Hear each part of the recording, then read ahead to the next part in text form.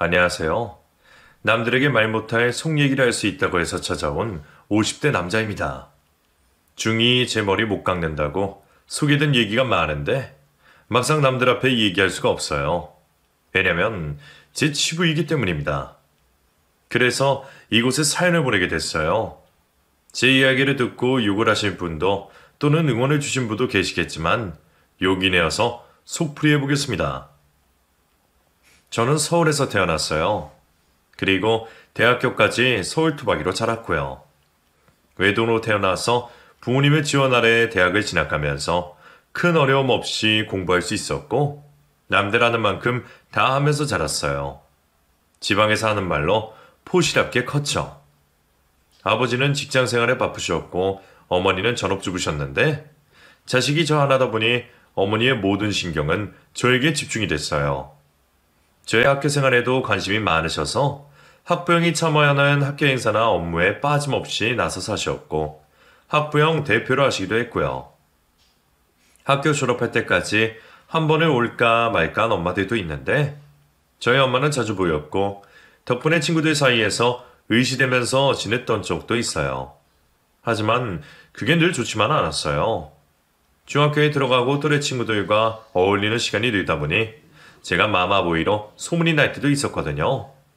그 별명이 싫어서 놀리는 친구와 주먹 다짐도 하고 그랬던 기억이 나네요. 대학을 진학하고는 얼마 안가 군대를 갔어요. 머리가 굵어지고 나니 엄마의 간섭 같은 관심들이 좀 힘들더라고요. 누군가는 배부른 소리 한다고 할 수도 있는데 그때는 그랬어요. 특히 저는 남자잖아요. 성향이 무심하고 대수롭지 않게 여기는데 엄마의 세심한 관심이 버겁더라고요. 그래서 군대로 도망을 갔어요. 제 발로 찾아서 군대를 간 거죠.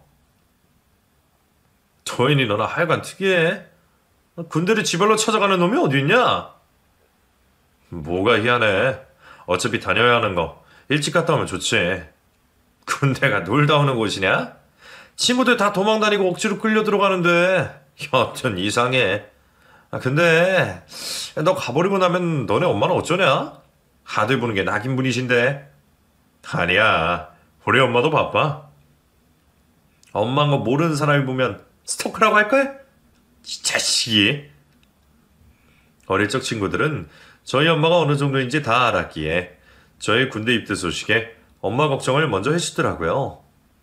저도 신경이 안 쓰인 건 아니었는데 그래도 이제는 다 컸으니 엄마도 저와 떨어져 지내는 연습을 할 필요가 있다고 생각했어요. 입영 통지서를 보신 엄마는 많이 놀라시고 섭섭해 하시긴 했어요. 너는 왜 이런 걸 너 혼자 결정하는 거야? 어차피 다녀와야 하는 건데 일찍 가면 좀 어때요? 그래도 미리 엄마한테 얘기를 했으면 좀 알아보고 그랬을 텐데. 엄마, 시간 금방 가요. 걱정하지 마세요. 그래, 당신 너무 유별난 거 알지? 도인이도 이제 어렸다 성인인데 지 일은 지가 알아서 해도 되지. 당신은 정말?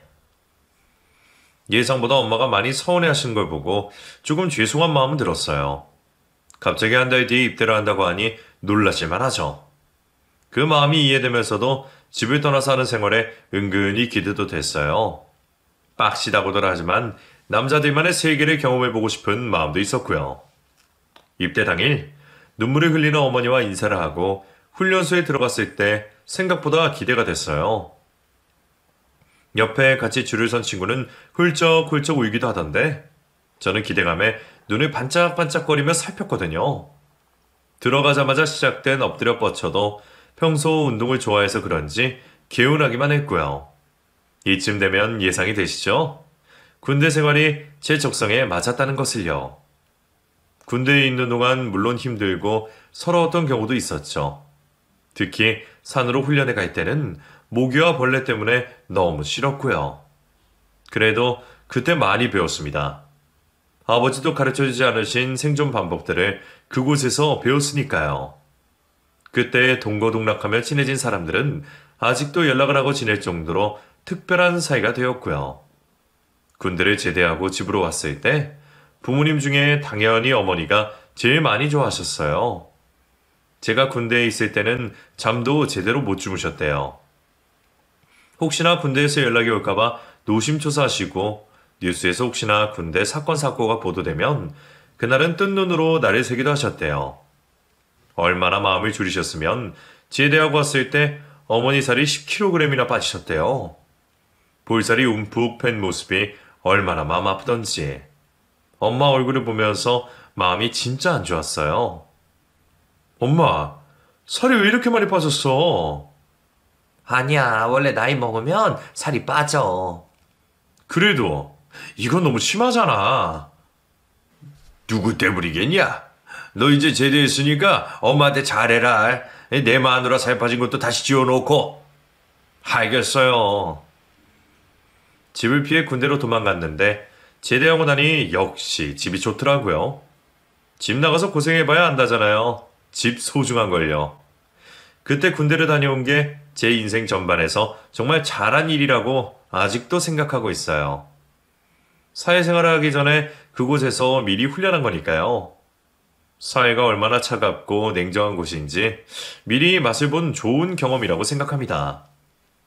대학 생활을 마무리하고 운 좋게 대기업에 취직을 했어요. 평생 직장 생활을 하신 아버지의 뜻에 따라 저도 직장 생활을 선택했고, 기왕이면 보수 좋고 대우 좋은 곳에서 일하고 싶어서 스펙 관리를 많이 했죠. 그 과정에서 물론 어머니의 노력도 들어갔지만 그래서인지 대한민국의 이름 있는 기업에 들어갈 수가 있었습니다. 이제 취업도 있고 우리 도윤이 먹고 사는 건 걱정이 없다. 아빠는 직장 생활이 제일 편하다고 생각해. 네 삼촌 자영업하는 거 봐라. 제대로 먹지도 못하고 쉬지도 못하고 매일매일 일하는 게 얼마나 힘들어 보이냐. 안 그래? 네. 상사들 입에 맞춰 살려면 힘든 것도 있는데 조금만 참으면 다 지나가. 알았지? 알겠어요, 아버지. 직장 생활이란 게 회사 사장만 배불려 주는 게 맞지만 그래도 사회초년생이면 경험하는 게 맞다고 생각해요. 조직이 어떻게 굴러가는지, 처세술은 어떻게 해야 하는지 그곳에서 많이 배우니까요. 하지만 제 성향에는 오래 할 수 있는 일이 아니었어요. 상하관계가 아주 철저한 군대에서 적응을 잘했다고 해도 직장은 또 분위기가 다르더라고요. 명분 없이 직속 상관의 입맛에 따라 일을 하는 게 아주 곤욕이었어요. 그리고 그 안에 벌어지는 불합리한 일들도 답답했고요. 저와 같이 일했던 상사들도 저 때문에 골치가 좀 아팠을 겁니다. 신임이 신입답지 않게 고개가 뻣뻣하니 좋아할 사람도 없었죠. 저는 저대로 갈치당하는 듯한 분위기가 싫었고요. 결국 입사한 지 6개월 만에 퇴사를 하고 말았어요. 당연히 집에서는 난리가 났고요. 남들을 들어가고 싶어도 못 들어가는 데를 왜 네 발로 뻥차고 나와? 대체 무슨 생각이 그래? 여보, 화내지 말고 얘기해요. 도윤이도 생각이 있겠죠. 생각은 무슨 생각? 이 철딱선이 없는 자식. 지금까지 먹여주고 재워주고 공부시켜줬더니 지 잘난 맛만 알아가지고.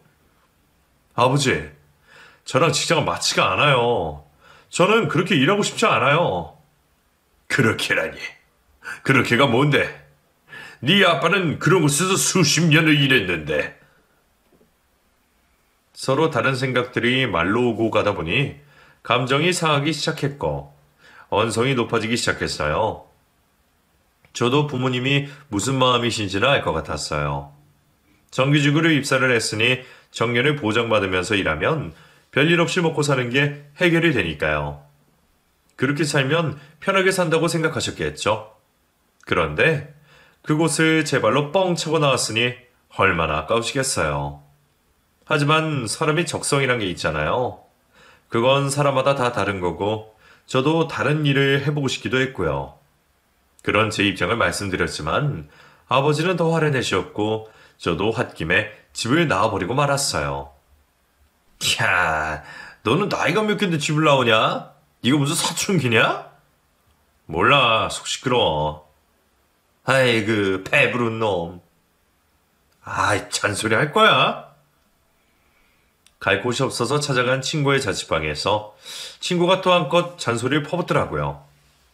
곱게 커서 세상 물정을 모른다나 어쩐다나. 맞는 말을 하니까 더 짜증이 나더군요. 대책이 있냐는 친구의 물음에 대답도 없이 침대에 벌러덩 누워버렸어요. 저도 막상 상황이 그렇게 되니 막막한 기분이 들었거든요. 며칠 친구 자취방에서 뒹굴거리고 있는데 친구가 전화가 왔어요. 도현아, 너 오늘 약속 없지? 여기 가게 나와서 일 좀 해. 알바 오늘 쬐어. 내가 대신 일할 수 있는 거야? 나 아무것도 모르는데. 별로 안 어려워. 내가 알려줄게. 휴대폰 판매점에서 일을 하고 있는 친구가 갑자기 불러냈어요. 대타로 일 좀 하라고요. 조금만 배우면 할 수 있다면서 나오라고 해서 갔는데 하다 보니 의외로 재미가 있더라고요. 거기 가게 사장님은 여직원은 절대로 안 쓴다면서 남자 직원만 썼는데 딱 3명이서 일을 했어요. 시내 중심가에 있는 판매점이라 손님도 많고 한번 개통에 남는 것도 많았어요.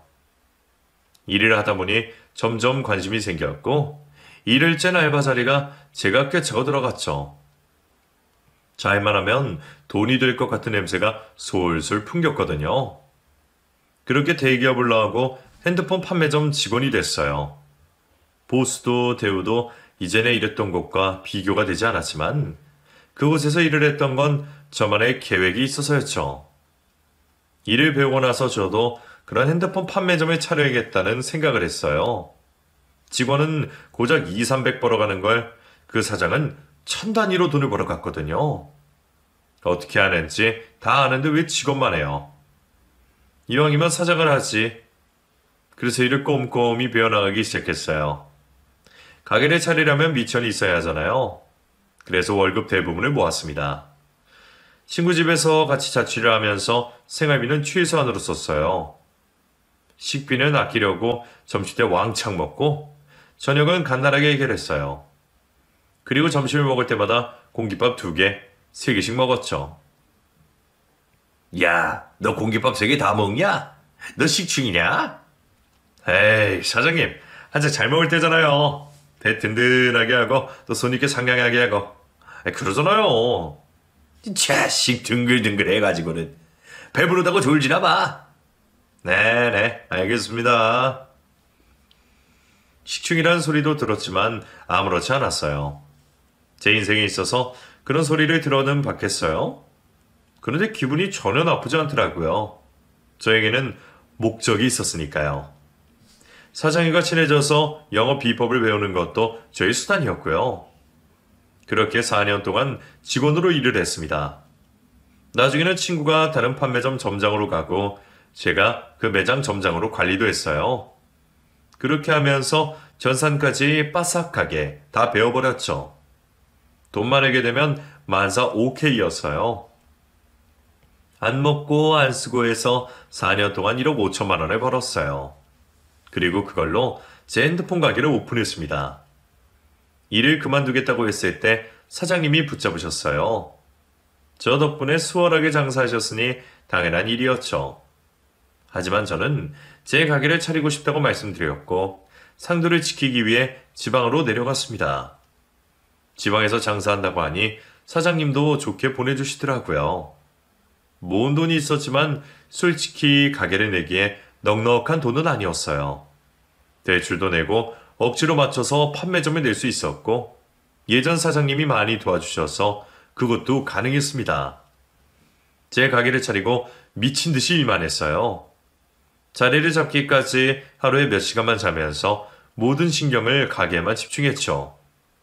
그랬더니 조금씩 손님이 늘었고 가게도 2개, 3개까지 확장을 했어요. 늘어난 가게만큼 직원도 늘었고 제가 할 일도 많아져 눈코 뜰 새가 없어졌어요. 그래서 집에 안부 전화도 자주 못했는데 어느 날 어머니가 전화를 주셨어요. 밥은 먹고 다니니? 엄마. 엄마는 식사 잘하세요? 아버지는?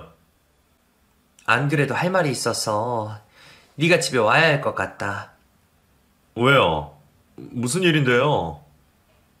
네 아버지가 좀 편찮으셔. 아버지가? 평소에 건강관리를 많이 하셨기에 편찮으시다는 소리에 깜짝 놀랐어요. 겨울에 감기도 잘하지 않는 분인데 대체 어디가 아프신 거지? 저는 부랴부랴 본가로 갔어요. 서울에 도착했다고 전화를 했더니 어머니가 병원을 알려주시는 거예요. 아버지가 병원에 입원을 하셨다면서요.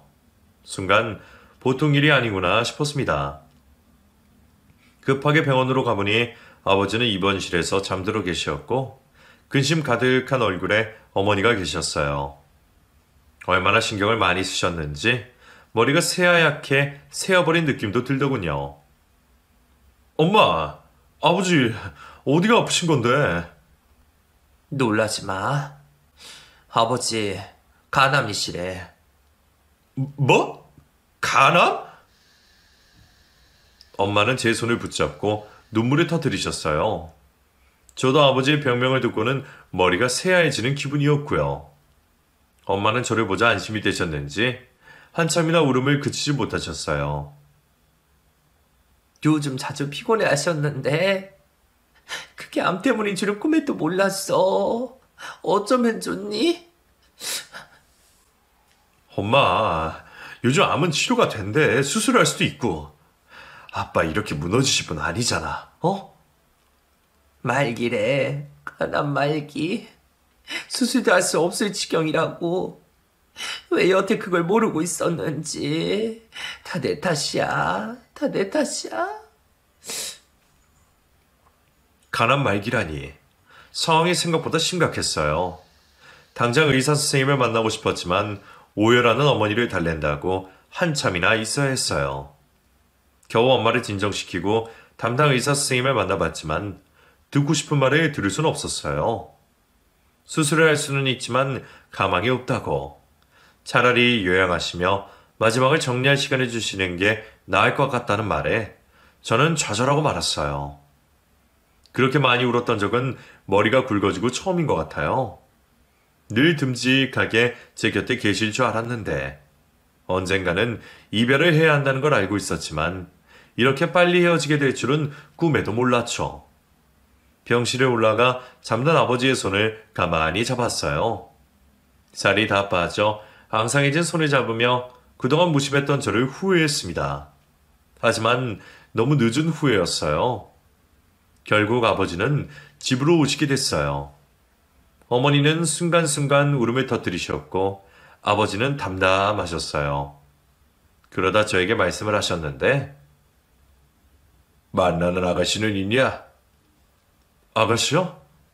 그래. 내가 가기 전에 네가 참한 아가씨랑 짝이 되는 걸 보고 가야 하는데 이렇게 예비가 되어서 자식 결혼식도 못 보고 세상을 떠나다니. 내가 죄인이다. 내가 죄인이야. 아버지, 저 만나는 사람이 있어요. 다음 주에 데리고 올게요. 정말이냐? 진짜야? 네, 사람이 참 좋아요. 아버지도 보시면 마음에 드실 거예요.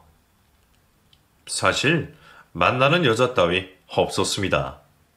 그동안 연애를 하자 하는 건 아니었지만 저에게 접근해오는 여자들 대부분 돈에 관심이 많은 사람들이었어요. 제가 색안경을 끼고 봤을지도 모르지만 죄다 의도가 있는 것 같은 여자들이라 가볍게 만나고 헤어지기를 반복했죠. 딱히 제 마음을 사로잡는 사람도 없었고요. 상황은 그리했지만 아버지의 근심을 덜어드리고 싶었어요. 그래서 데리고 오겠다고 말이 앞서버렸어요. 막상 말은 그렇게 했는데 나중에 어찌해야 하나 고민이 되기 시작했어요. 아는 여자애한테 한 번은 부탁할 수 있지만 아버지가 돌아가시 전까지 역할을 해줄 수 있을지가 미지수였죠. 제 연인 역할을 해줄 마땅한 사람이 누가 있을까 고민하고 있을 때 가게에서 오래 일한 여직원이 제 눈에 들어왔어요. 그 여직원은 제가 1호점 가게를 낼 때부터 일을 한 오픈 멤버였는데 3개 지점의 업무를 총괄해서 해주는 친구였어요. 성향이 차분하고 똑부러져서 제가 다시 손을 보지 않아도 될 만큼 일을 잘해주는 친구라 개인적으로 많이 의지도 하는 직원이었어요. 어쩌면 여자 입장에 황당할 수도 있는 일을 조심스레 부탁해봤습니다. 저기 민정씨, 잠깐 얘기 좀 할 수 있을까? 네, 사장님. 무슨 일이세요? 아무것도 모르고 해맑은 눈으로 쳐다보는 여직원에게서 조심스럽게 본론을 꺼내겠어요. 이런 얘기를 하면 민정 씨가 어떻게 생각할지 모르겠는데 내가 좀 급한 상황이야. 어쩔 수 없이 부탁하는 거니까 진지하게 생각해줘. 무슨 일인데 그러세요? 저는 여직원에게 조심스럽게 제 상황을 설명했어요. 그리고 제 애인 역할을 해달라고 부탁을 했죠. 이야기를 다 듣고는 많이 당황한 표정이었어요. 혹시나 거절할까봐 노심초사 대답을 기다리는데 잠시 고민을 하더니 이내 알겠다고 고개를 끄덕여주더군요. 그때 얼마나 고맙든지. 진짜 애인은 아니지만 끌어안고 행가래라도 해주고 싶은 마음이었어요. 민정씨, 정말 고마워. 내가 보답은 섭섭치 않게 할게. 뭔 보답이에요, 우리 사이에. 사장님이 그동안 저 많이 챙겨주셨잖아요. 지난번에 엄마 수술할 때도 수술비 챙겨주시고. 보답 안 하셔도 돼요. 저도 은혜를 갚는 거니까요. 그래도 그거랑 이거랑 다르지. 곤란했을 텐데. 고마워 정말. 여직원 덕분에 제 고민은 바로 해결되었고 그 다음 주에 그 여자와 함께 아버지 병문안에 갔어요. 사근사근하고 처분한 그 여자를 보며 아버지는 정말 마음에 들어 하셨어요. 오랜만에 웃는 얼굴을 보고 있자니 제가 더 기분이 좋더라고요. 어머니도 아버지가 기분 좋아 보인다고 기뻐하셨고요. 이후 그 여자는 제 애인 역할을 제대로 해주었고 그동안 못했던 효자 노릇을 하는데 많은 도움을 줬습니다. 그리고 말이 시가 된다고 하죠. 가짜로 연인인 척했지만 저희는 진짜로 연인이 되었어요. 그리고 얼마 안 가 결혼까지 하게 됐죠. 저희 결혼식 날 아버지가 힘들게 참석하셨는데 그날만큼은 전혀 아픈 곳이 없는 사람 같았어요. 화장을 해서 그런지 혈색도 좋아 보이셨고요. 배백을 하는데 아버지가 저희 손을 꼭 잡으시며 당부 말씀을 하셨어요. 네가 결혼식을 하는 걸 보다니 정말 꿈만 같다. 세아가 우리 도인이랑 결혼해줘서 정말 고맙다. 이제 나는 죽어도 여한이 없어. 아버님, 그런 말씀 마세요. 저희랑 오래오래 함께 계셔주세요. 그래, 그래. 우리는 결혼식을 올리고 신혼여행을 나중으로 미뤘어요. 아버지 건강이 좋아지시면 그때 신혼여행을 가기로 했거든요. 남들 다 가는 신혼여행을 미루는 게 좋지는 않았을 텐데도 아내는 제 말을 따라줬어요. 정말 고마운 사람이죠. 우리가 결혼식을 올리고 몇 주 뒤에 아버지의 병세가 급격히 안 좋아졌고 결국엔 세상을 떠나시고 말았습니다. 어느 정도 예상된 이별이었지만 아버지를 잃은 슬픔은 정말 컸습니다. 그나마 병마와 싸우는 동안 조금씩 마음의 준비를 하고 있었기에 장례식장은 차분하게 진행이 됐어요. 남들보다 이른 나이에 세상을 떠나셨기에 찾아주시는 분들이 많았고 한 분 한 분 정말 감사했습니다. 아버지를 보내드리고 저희는 본가에 들어가서 어머니와 함께 살게 됐어요. 혼자 계실 엄마 때문에 도저히 따로 살 수가 없더라고요. 어머님이랑 같이 살게 되어서 불편하지. 미안해. 괜찮아요. 이제 어머니도 내 부모님인데 미안한 게 어딨어요. 그런 말 안 해도 돼요. 민정아, 내가 진짜 잘할게. 사랑한다. 나도. 아내는 미안해하는 저에게 웃어줬어요. 그 미소가 얼마나 사랑스럽던지. 정말 제가 가진 전 재산을 다 주어도 아깝지가 않더라고요. 그리고 우리 어머니께도 친딸처럼 마음 써주고 챙겨줘서 너무 고마웠어요. 그렇게 아버지의 빈자리에 익숙해져 가고 있었죠. 어머니도 시간이 갈수록 기운을 내셨고요. 평온하게 살아가던 일상 중에 불행이 다시 찾아왔어요.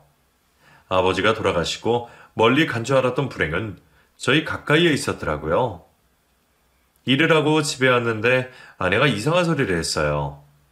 어머니에 대한 이야기였죠. 어머님이 요즘 좀 이상한데? 식사를 분명 하셨는데 안 드셨다면서 자꾸 밥을 차리고 하셔. 뭐? 엄마가? 오늘만 해도 식사를 6번이나 하셨어. 자꾸 드셔서 배가 빵빵하실 때도 자꾸 배가 고프시대. 이상한데? 내가 엄마에 얘기 좀 해볼게. 아내의 말이 보통 일이 아닌 것 같아 바로 어머니께 갔고 자리에 앉자마자 어머니 험담이 시작됐어요. 천연이 나 밥을 안 줘. 저것이 나를 굶겨죽일 모양이야. 아저씨, 나 밥 좀 줘요. 어? 엄마 왜 그래요? 아저씨, 누구야? 나 알아요? 이거 나요. 어머님 왜 그러세요? 어머님 아들이잖아요. 나 몰라. 나 몰라. 낯선 어머니의 모습에 의심되는 병이 있었지만 제발 그 병만은 아니기를 바랬습니다. 낯선 사람처럼 행동하고 저도 못 알아보는 어머니의 낯선 행동은 결국 치매라는 판정을 받았어요. 아버지가 돌아가시고 얼마 지나지 않아 어머니까지. 불행이 한꺼번에 닥쳐와서 한동안 많이 힘들었어요. 불행이란 것이 저에게만 들러붙어 있는 것 같더라고요. 마음이 힘들어 밥도 제대로 못 먹을 때 아내가 곁에 있어서 큰 힘이 되었어요. 어머니가 치매에 걸리셨지만 요양병원으로 모실 수는 없었어요. 그래서 아내가 집에서 어머니를 모셨죠. 저도 압니다. 병에 걸린 사람을 집에서 돌보는 게 얼마나 힘든 일인지요. 더군다나 치매 환자인데도요. 하지만 혼자 된 엄마를 병원에 모시는 건 죽어도 싫었어요. 다행히 아내가 제 마음을 헤아려줬고요. 미안해. 또 힘들게 하네 내가. 괜찮아요. 당신이 어떤 마음인지 다 알아. 잠깐 정신이 없으신 것 뿐인데 병원으로 모시는 건 나도 싫어. 진짜 고맙다. 전생에 제가 무슨 덕을 쌓은 건지. 마음이 너무나 고운 아내는 제 마음을 편하게 해줬고 덕분에 저도 바깥일에 집중할 수가 있었어요. 아침에 일어나 출근을 하고 나면 집안에서 무슨 일이 일어나는지 전혀 알 수가 없었어요. 왜냐면 아내가 어머니에 관련된 문제로 저에게 전화를 하지 않았거든요. 그래서 할 만한 줄만 알았어요. 한 번은 친구들과 술자리 하게 됐는데 친구 한 놈이 이런 얘기를 하더군요. 재수씨 힘들겠다. 어머니 치매라며. 아버지 돌아가시고 충격이 심하셨는지 병원에서 꽤 진행됐다고 하더라고. 와, 그럼 병원으로 모셔야 하는 거 아니야? 와이프가 아직은 할 만한 것 같아.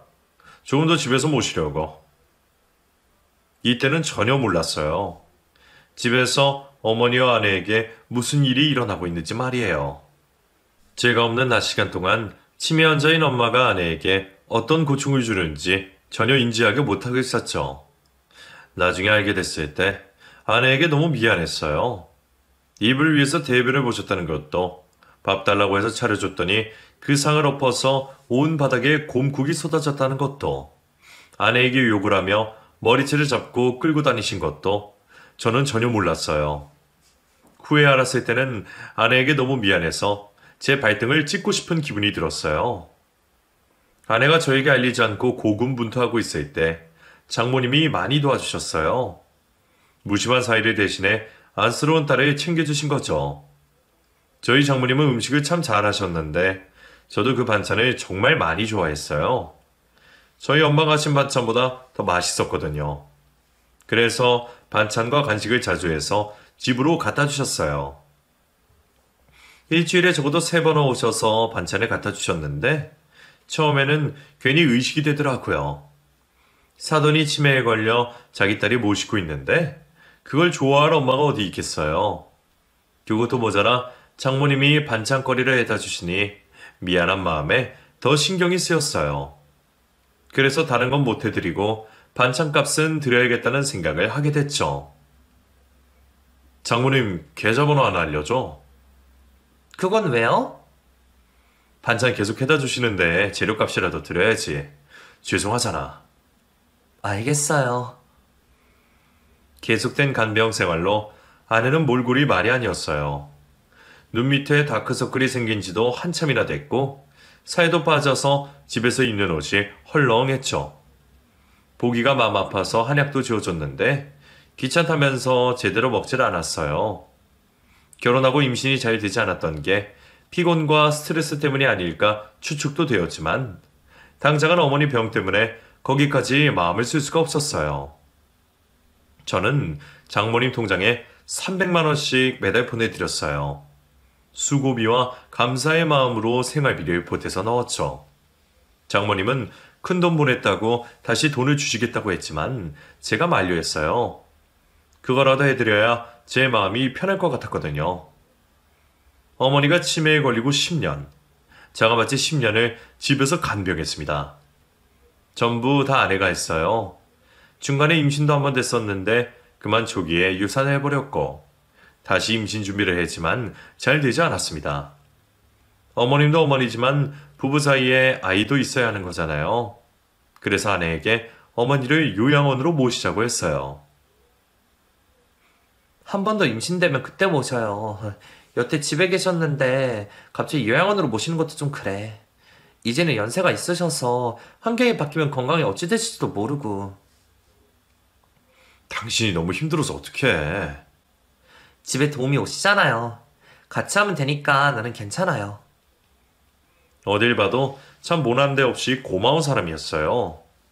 마음이 쓰여서 요양원 얘기를 먼저 꺼냈지만 솔직한 제 마음은 집에서 모시고 싶었거든요. 하지만 언제까지 제 욕심대로만 할 수가 없어서 아내가 원하면 병원으로 모실 생각이었는데 조금만 더 해보겠다는 말에 진심으로 고마웠어요. 시간이 흐르는 동안 제가 하던 일은 점점 매출이 떨어지게 되었어요. 온라인으로 구매하는 곳도 많았고 현금을 많이 보유한 업체도 여럿 생겨서 죄다 경쟁해야 하는 시장이었어요. 한 가지 업을 10년 이상 유지한다는 거, 그거 정말 힘드는 일이거든요. 월천은 우습게 보이던 시절도 있었지만 점점 수입이 줄어들었고 제 나이도 먹어갔어요. 장모님은 여전히 반찬을 해다 주셨는데 연세가 있으시다 보니 손맛이 조금씩 바뀌시더군요. 그래도 어쩌겠어요. 제가 아들 노릇한다 생각하고 매달 입금해드리던 돈은 계속 보내드렸어요. 그런데 반찬 맛이 점점 더 이상해졌습니다. 어느 순간부터 손맛이 조금 바뀐 정도가 아니게 되었어요. 밥을 먹다가 비리거나 간이 안 되었거나 짜서 숟가락을 놓게 되더라고요. 그렇다고 아내에게 반찬 투정을 하기도 못해서 잠자코 있었는데 저도 나이가 들어 체력이 떨어지니 집에서 먹는 밥 한 끼에 슬슬 짜증이 나기 시작했어요. 이제 당신이 반찬하면 안 돼? 장모님도 힘드실 텐데. 안 그래도 내가 한다고 하는데 엄마가 계속 갖다 주셔요. 그래? 당신이 찌개 먹어봤어? 찌개? 오늘 온 거라 아직 안 먹어봤는데. 왜요? 맛 없어? 나 집에서 한 끼 먹어. 아침 안 먹고 나가니까 당신도 편하잖아. 저녁만큼은 맛있게 먹고 싶다. 알았어요. 내가 할게. 돌려 말한다고 한 건데 아내는 기분이 상해 보였어요. 그렇다고 비위가 상할 정도로 맛이 이상해졌는데 참고 계속 먹을 수가 없더라고요. 게다가 매달 300만 원씩 통장에 보내드리는 것도 살짝 부담이 되고 있었기에 아내가 반찬을 하면 용돈을 줄일 생각도 있었고요. 얘기를 했으니 곧 밥상이 달라지겠지 여겼지만 여전히 비이상한 반찬들이 식탁에 올라왔어요. 계속 싫은 소리를 할 수 없어서 결국 저녁도 밖에서 해결하는 날이 많아졌죠. 때문에 은근히 저도 불만이 쌓이고 있었어요. 오랜만에 친구들이랑 술 모임이 잡혀 늦게까지 술을 먹고 집에 들어갔어요. 아내는 술에 쩔어 들어온 저 때문에 기분이 상했는지 다음날 아침 집에 없더라고요. 늦게 일어나 급하게 가게에 나가야 했는데 집에 혼자 계신 엄마가 마음에 쓰였어요. 그래서 아내에게 전화를 걸었죠. 당신은 어디야? 나 출근해야 하는데 집에 없으면 어떡해? 잠시 볼일 나왔어요. 곧 들어가니까 당신 출근해요. 에이, 사람이 진짜. 나중에 볼일 보면 되지. 알았어, 얼른 들어와. 얼마나 중요한 일이라고 아침부터 밖에 나갔나 싶어 짜증이 밀려왔어요. 뜨끈한 국물에 속풀이라도 하고 싶었지만 늦어서 그럴 시간도 없었죠. 어머니가 아직 주무시는 걸 보고는 급하게 집을 나섰어요. 오전 업무를 마치고 집으로 들어갔습니다. 뜨거운 물에 목욕도 하고 밥도 먹고 나올 생각이었어요. 그런데 집에 와보니 아내가 없는 겁니다. 게스트를 보니 어머니 아침은 차려준 모양인데 또 집을 비웠더라고요. 곧 들어오겠지 싶어 목욕을 하고 나왔는데도 들어오지 않았고 제 전화도 받지 않는 거였어요. 가스레인지에 장모님이 해주신 소고기국이 있길래 우선 데웠어요. 밥 한 술 말아서 먹고 다시 나갈 생각에 급히 흰쌀밥을 말았는데 한 숟가락 입에 넣고는 바로 뱉어야했습니다. 분명 소고기국인데 뭘 넣으신 건지 비린 맛이 강하게 올라왔어요. 술 먹어서 예민한 속에 냄새까지 역하니 헛구역질이 나왔습니다. 그날은 모든 게 엉망이었어요. 아침에 눈을 떠서부터 말입니다. 그 원인은 아내의 부재였죠. 다시 핸드폰을 들어서 받을 때까지 통화를 눌렀어요. 한 번, 두 번, 세 번째 걸었을 때 달칵하고 전화를 받더군요. 저는 아내 목소리가 들리자 다짜고짜 소리를 질렀어요. 당신 대체 뭐 하는 사람이야? 왜 나가서 안 들어오는 거야? 어머니까지 혼자 두고 말이야. 지금 제정신인 거야? 내가 일이 좀 있어서 그래요. 당신이 일 있을 게 뭐가 있어? 해봤자 아줌마들이랑 커피 한잔 하는 거 아니야? 당장 집에 들어와. 저는 당장 집에 들어오라고 소리를 꽥 질렀습니다. 하지만 아내의 대답은 제 예상 밖이었어요. 지금 못 들어가요. 뭐?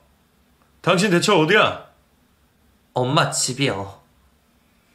처갓집에 있다는 소리에 저는 당장 가겠다고 거기서 딱 대기하고 있으라고 했어요. 안 그래도 이런저런 불만이 있던 터라 할 말 좀 해야겠다 싶기도 했고요. 낮에 온 도우미에게 어머니를 맡기고는 한달음에 처갓댁으로 갔습니다. 익숙한 대문 앞에 도착해 문을 벌컥 열고 들어갔어요. 거실로 들어가니 소파에 앉아있는 아내와 장모님이 보였어요.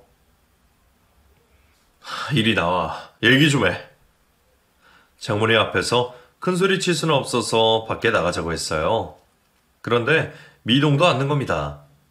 집에 들어온 사람을 쳐다보지도 않고 대답도 안 하는 게 저는 무시한다는 생각이 들더군요. 머리가 휙 돌 것 같이 기분이 상했어요. 저는 아내의 어깨를 잡고 휙 돌리며 소리쳤어요. 사람이 왔는데 보지도 않냐면서요. 그런데 아내의 얼굴을 보고는 당황했어요. 아내의 얼굴이 눈물 범벅이었거든요. 당신 왜 울어? 무슨 일이야? 어? 저는 당황해서 바로 태도를 달리했어요.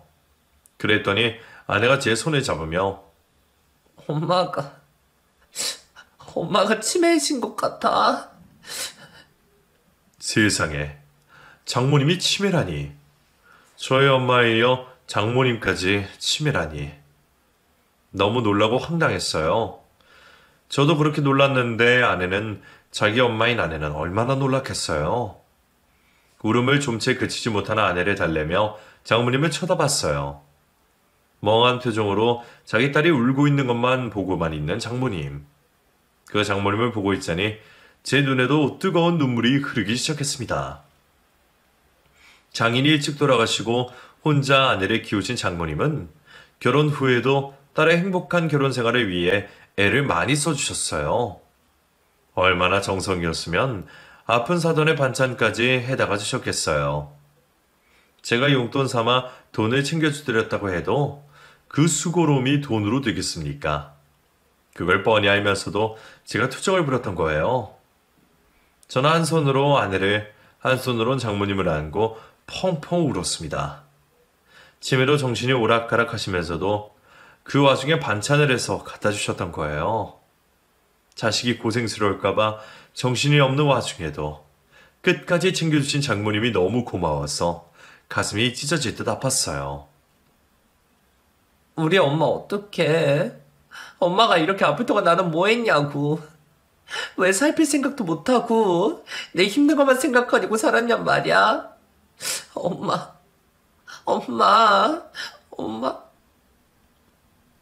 아내에게 너무 미안했습니다.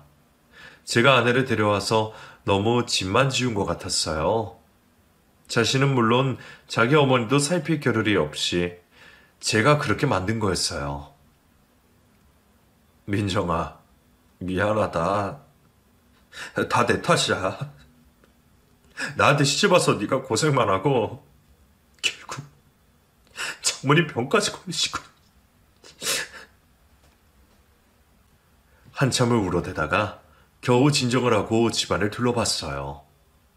늘 정갈하게 정리가 되어 있던 집은 뒤죽박죽 난장판이 되어 있었어요.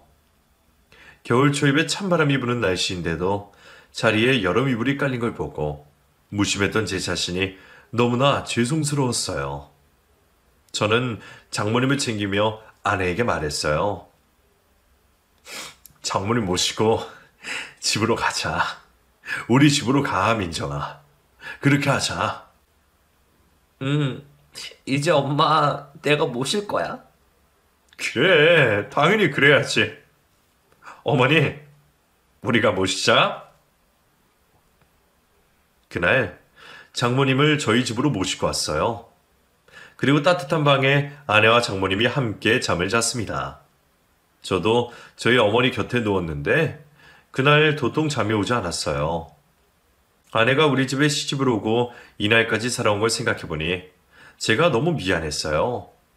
상황이 좋아지면 가자고 했던 신혼여행조차 약속을 지키지 않았더라고요.